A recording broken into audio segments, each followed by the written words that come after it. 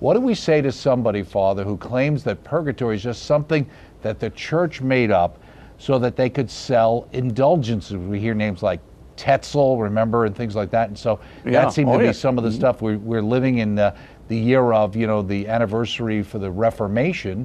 The Holy Father recently did something in relation to that in Sweden. And certainly one of the things we used to hear about was this whole idea of indulgences, and they were selling them so that they could raise money for building St. Peter's.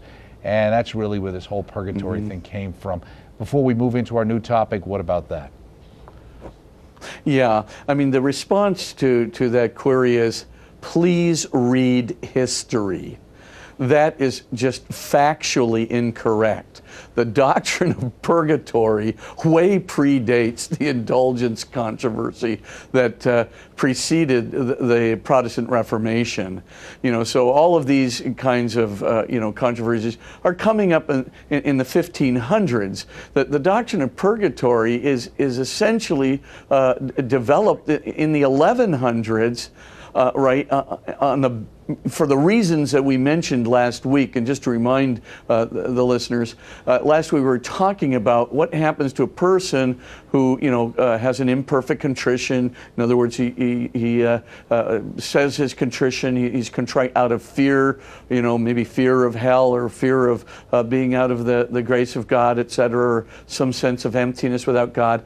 And but he still has these inordinate attachments, right? He still has this purification process that he needs to go through because of that imperfect contrition. How does God work? He has to work through our human freedom.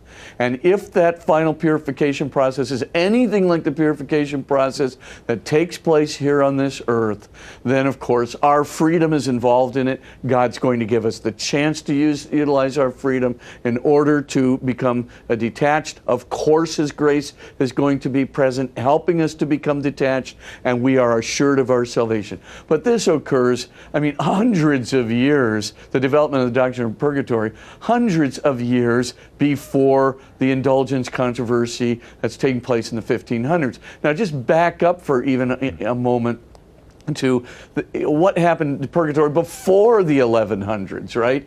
So what was purgatory about then? There was still the sincere belief in atonement for those who had died, that atonement was possible after death, that people could pray. The Christian church was praying for atonement of people after death, based upon Jesus's advocacy of forgiveness after death in the age to come.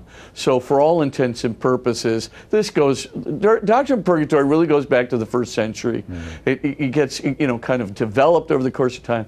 The additional factor of God working through human freedom and the assurance of salvation as God works through human freedom in the event of imperfect contrition, that's already developed quite nicely in the 1100s. And of course, by the time the indulgence controversy came around, yes, there were some clerics that abused the doctrine of purgatory for the purposes of selling indulgences. There's no doubt about that's history.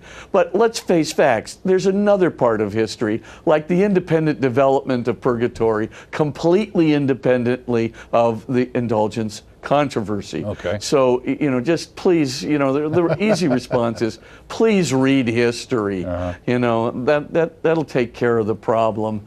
And, there's just no correlation between the two at all. As they say, it's a cheap shot and a straw man.